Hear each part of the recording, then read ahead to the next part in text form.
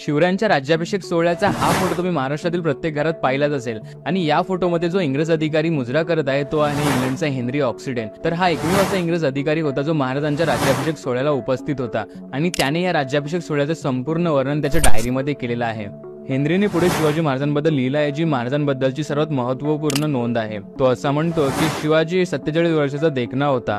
त्याच्या चेहऱ्यावरून त्याची बुद्धिमत्ता व चाणक्यपणा सहज ध्यानात येईल। त्याचा वर्ण इतर मराठ्यांपेक्षा पुष्कळच गौर होता। त्याची दृष्टी तीक्ष्ण असून नाक सरळ व टोकाशी बाकदार होते। त्याच्या दाढीस निमुळतेपणा असून बारीक मिशी होती। त्याचे भाषण निश्चयपूर्ण, स्पष्ट व जलद होते। या हेनरीच्या लेखणीतून आजही हा सोहळा महाराष्ट्र अक्षरशः जगतो आहे।